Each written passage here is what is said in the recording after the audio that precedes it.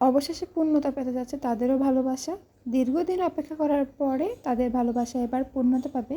আর মাত্র সময় একদিন বাকি। ধৈর্য ধরে থাকলে মানুষের জীবনে সবকিছুই নাকি পাওয়া যায়। আর যেই ব্যক্তি যত ধৈর্যশীল তাকে আল্লাহ অনেক পছন্দ করেন। ভালোবাসার পূর্ণতা সত্যিই অনেক সুন্দর। সবার ভাগ্যে কিন্তু এই জিনিসটা জুটে না। অনেক ক্ষেত্রে দেখা যায় ভালোবাসাটা আসলে স্বার্থপর, কিন্তু সেটা বেশিরভাগে হয়ে থাকে পরিবারের জন্য। এক হলে পরিবার মানে না, আর নইলে কোনো না কোনো কারণ সৃষ্টি হয়।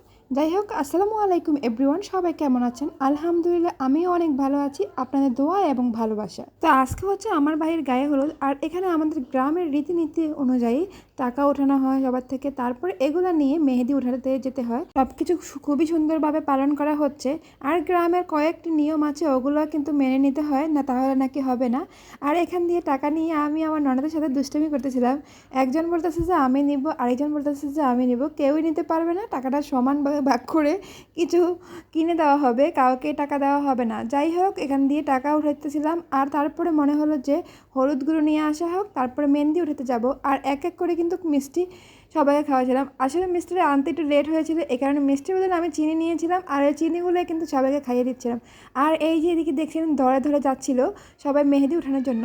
এখন বলতে পারেন যে এত রাত্রে মেহেদি উঠাতে যায় কেন? আসলে এত রাত্রে না, এটা একদম বিকাল টাইমে, কিন্তু ভয়ঙ্কর বৃষ্টি হানা দিয়েছে, তার জন্য কিন্তু আমরা এই বৃষ্টি দিয়ে ভিজে মেহেদি উঠাবো। কিচ্ছু করার নাই, রীতি বলে কথা, রীতিনীতি মানতেই হবে। আর এই জিনিসগুলো অনেক সুন্দর হয়ে থাকে। তো এই জিনিসগুলো বৃষ্টির জন্য মিস করব, এটা তো হতেই পারে না। আর আমার ভাইয়ের যে কোনো কাজে তো বৃষ্টি থাকবেই। আপনাদেরকে আমি সব ব্লগে বলে আসছি, তার এই বৃষ্টি অলমোস্ট থাকে। সে আমাদের বাসায় আসছে, সেখানেও বৃষ্টি থাকবো।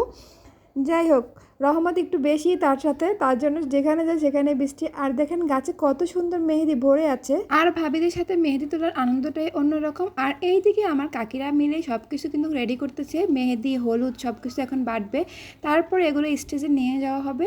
আর এখান দিয়ে আমি আমার চাচাতো ভাই বোনের জন্য সব হলুদের জামা কাপড় নিয়ে এসেছিলাম। মেয়েদের জন্য আমি আগে ঢাকা থেকে শপিং করছিলাম, ওটা অবশ্যই আপনারা দেখেছিলেন ভিডিওতে। আর ছেলেদের জন্য যেহেতু আনা হয়নি, মানে ছোটো ছোটো পিচ্ছিগুলোর জন্য, তো সেই জন্য আবার আমাকে যেতে হয়েছে মার্কেটে, আর সেখান থেকে এই জামাগুলো আবার আনা হয়েছে। তো সবাই মিলে কিন্তু একরকম ড্রেস পরলে খুবই সুন্দর দেখা যায়। তো এখানে আবার দুই রকম হয়ে গেছে, আমার চাচাতো ভাইরা একরকম পরেছে, আমরা একরকম পরেছি। তো যাই হোক, কোনো ব্যাপার না। আর এই দিকে এই যে শামীমের গায়ে হলুদ সন্ধ্যা, আর আমি এখান দিয়ে এগুলোকে সাজাচ্ছিলাম। আমি ঢাকা থেকে আসছিলাম গায়ে হলুদের একদিন আগে, যার কারণে কোনো কিছুই সম্ভব হচ্ছে না। আমি আসেই কিন্তু আবার মার্কেটে চলে গেছিলাম বোর্ড যা কেনাকাটা ছিল কসমেটিক ওগুলো করতে। তো এই কারণে আমাদের একটা অনেক সময় এটা হচ্ছে না, ওটা হচ্ছে না। যদি আমি 3-4 দিন আগে আসতাম তাহলে কিন্তু সব কিছুই মোটামুটি কেনাকাটা হয়ে যেত। তো এদিকে আমরা এক ফল একবার পাচ্ছিলাম না। যেমন আমি আনাটাকে পাই নাই, আঙ্গুর পেয়েছি এক কালার, কিন্তু 2 কালার হয় নাই, এরকম করে। তো যা আসছিল তা দিয়ে সাজাচ্ছিলাম। আর আমি তো একেবারে এক্সপিরিয়েন্স আমার খুবই কম এবার কীভাবে এগুলো সাজাবো, যার জন্য আমি এগুলো সাজাতেও পারি না। তারপরেও চেষ্টা করছিলাম, দেখি হয় কি না। তো আলহামদুলিল্লাহ মোটামুটি সুন্দর হয়েছে। এগুলো কীভাবে সাজাচ্ছিলাম সেটা তো আপনারা দেখতেই পাচ্ছেন। আমি আস্তে আস্তে করে একবার মনে হচ্ছে এখান দিয়ে হচ্ছে না, আবার মনে হচ্ছে যে ওখান দিয়ে হচ্ছে না। যাই হোক, লাস্টের ফাইনাল লুকটা কেমন হয় অবশ্যই কিন্তু আপনারা দেখতে থাকবেন, আর আমার সাথেই থাকবেন পুরো ভিডিওটা জুড়ে। বিদেশ থেকে যে আমার ভিডিওগুলো সবসময় দেখেন অবশ্যই একটি লাইক দিয়ে দিবেন আর কমেন্ট করবেন। আর যারা এখন পর্যন্ত আমার চ্যানেলটিকে সাবস্ক্রাইব করেন নাই, তারা সাবস্ক্রাইব করতে ভুলবেন না। আশা করি পুরো ভিডিওটা জুড়ে সাথে থাকবেন, আপনাদের কাছে ভালো লাগতে পারে। যাই হোক, এখান দিয়ে আমার একটা তত সাজানো হয়ে গেছে। আবার এবার আরেকটা প্লেট সাজাবো সুন্দর করে। তো এটা ছিল মালটার, কেমন হয়েছে অবশ্যই কিন্তু আপনারা কমেন্ট করে জানাবেন। যাই হোক, এক এক করে এক একটা করে করছিলাম। এগুলো শেষ করেই কিন্তু আবার স্টেজে যেতে হবে। বড় বোন বলে কথা, অনেক দায়িত্ব, আর একটু স্বাস্থ্য না দিলেই হবে না। আমি ফার্স্ট টাইম কিন্তু আমার ভাইয়ের বিয়েতেই সেজেছিলাম, তাও আবার আমার ননদের মেয়ে আমাকে সাজিয়ে দিয়েছিল। আমার লাইফে এটাই মেকআপ দিয়ে সাজানো। তো তবুও আপনাদেরকে আমি কিন্তু দেখাতে পারবো না, কারণ যেহেতু আমি পেজ দেখা না, তার জন্য আমি দেখাতে পারছি না। আর এটা ছিল আম দিয়ে করা। তো আমার মনে হয় যেহেতু ঘরে আম আছে, তাই আম দিয়ে একটু করি, কেমন দেখা যাবে। তো সব কিছু মিলেই কিন্তু এক একটা করে সাজিয়েছিলাম। আর যেহেতু ওর বন্ধুরা আসবে, তো সবাই একটু আনন্দ করবে। আর এখান দিয়ে আমাদের কেক আনতে একটু দেরি হয়ে গেছিলো, কেকও খুঁজে পাচ্ছিলাম না। যখন নাকি সব কিছু দরকার হয় তখন পাওয়া যায় না, এটা স্বাভাবিক। আর এই যে স্টেজ চলে এসেছি, আর এই হচ্ছে আমাদের স্টেজ। অবশ্যই স্টেজটা কেমন হয়েছে আপনারা বলবেন। আর সুন্দর করে সাজানোর চেষ্টা করেছে, সুন্দর করে ডেকোরেশনও করেছে, আমার থেকে খুবই ভালো লেগেছে স্টেজটা। তো এক এক করে কিন্তু আমরা ভাইয়েরা বোনেরা উঠবো, সেই জন্য পুরোভাবে প্রস্তুত হয়েছিলাম। আর এখান দিয়ে দেখেন আমার ছেলে সব জায়গায় কিন্তু তার মন একটু ব্যতিক্রম থাকবে। ওকে আমি বলেছিলাম যে ছবি ওঠানোর জন্য, কিন্তু ছবি সে উঠাবে না, তার জন্য এক সাইডে বসে বসে কান্না করতেছিল। আর এই তো আমার ভাই চলে এসেছে, আর আমার গুড়া গাড়া যত ভাই বোন আছে তারাও কিন্তু তার সাথে বসে গেছে শাড়ি কাপড় পরে। যাই হোক, সবাইকে কিন্তু খুবই সুন্দর লাগতেছিল। প্রথমে আমার দাদি উঠেছিল, তারপর তাকে খাইয়ে নামিয়ে গিয়েছে। আর এই দেখেন বুড়া গাড়া বাচ্চার অভাব নাই। আসলে আমার মনে হয় বিয়ে থেকে গায়ে হলুদটাকেই সুন্দর বেশি হয়, আর সব থেকে বেশি আনন্দ হয় কিন্তু গায়ে হলুদে। আর এই দেখেন গুড়া গাড়া বাচ্চা, আন্ডা বাচ্চা, তারপর আমার মা এসেছে, আমার বাবা এসেছে, আর সাথে আপনাদের ভাইয়া এসেছে, তাকে এসে তারা সবাইকে খাইয়ে দিচ্ছে আর স্প্রেও মারতেছে। আচ্ছা যাই হোক, সব কিছু আনন্দ একসাথে ভোগ করলে না ভালো লাগে। আর বিশেষ করে একটা কথা হচ্ছে, আমার ভাই ওই দিন এমনভাবে খেয়েছে মনে হচ্ছে যে সে খায় নাই, যেই দেখেছে সেই কথাটা বলেছে। এটার কারণ হচ্ছে সে বলতেছে জীবনে বিয়ে একবার হবে, তার মানে সব কিছু খেতে হবে। এবার আপনার ভালো লাগাক আর খারাপ লাগাক, আপনার থেকে কেমন লাগছে এটা ওর জানার বিষয় না। যে যা দিয়েছে সে খেয়েছে, আমার থেকে খুব ভালো লেগেছে। আমি হাসতেছিলাম আর বলতেছিলাম এত খায় নাকি মানুষ, একটু খেলে হয়। যে যা খাবার দিবে সবগুলোকে শেষ করতে হবে। খাবার অপচয় করা একদম শয়তানের ভাই, তার জন্য সে কোনো খাবারে বাদ দিবে না।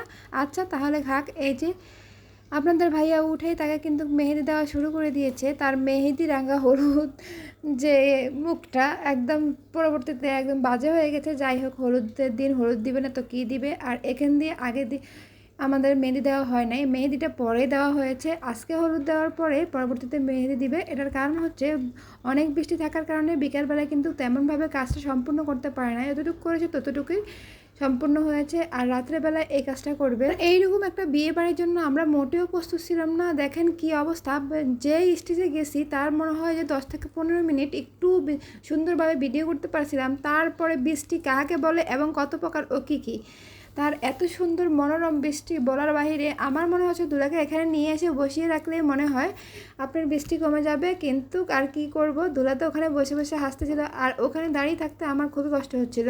আর দুলার যে বন্ধুগুলো আসছিল প্রায় 15 থেকে 20 জন, তারা খুব আনন্দ করতেছিল। তারা বলছে যে বৃষ্টির আসা ভালো হয়েছে, আজকে এই বৃষ্টির মধ্যেই সবাইকে এমনভাবে ডুবাবো, মানে ডুবানো তো যাবে না কিন্তু কাদার মধ্যে তো ওদেরকে নিয়ে ছড়াছড়ি করা যাবে।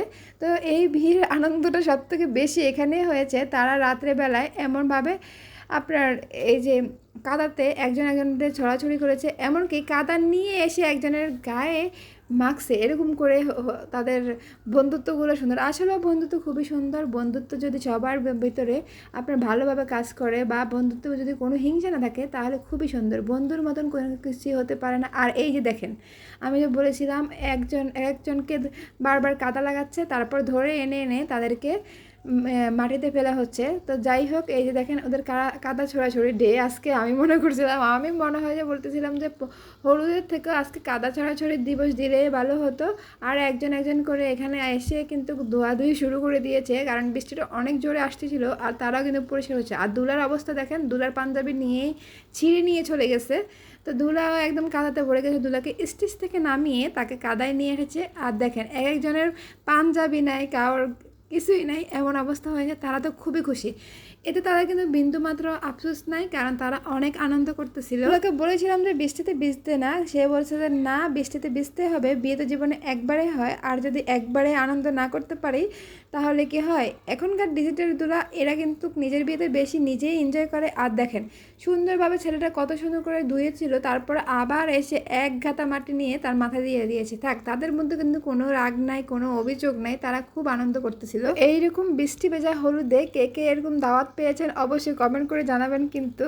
আর এইরকম বৃষ্টি ভেজা হলুদে আর যাই হোক আনন্দ কিন্তু সব থেকে বেশি হয়। একদমই শেষ পর্যায়ে ভিডিও চলে এসেছি, আর তাদের লাস্ট অবস্থা হচ্ছে এটা। আর আমরা যে শাড়ি পরে ভিডিওগুলো করছিলাম ওই ক্লিপগুলো দিতে পারছি না, কারণ ওখানে আমাদের পেজ আছে, তার জন্য দেওয়া হয় নাই। আজকের ভিডিওটা এ পর্যন্তই। সবাই ভালো থাকবেন, সুস্থ থাকবেন, আর আমার ভাইয়ের নতুন জীবনের জন্য দোয়া করবেন। আল্লাহ হাফেজ।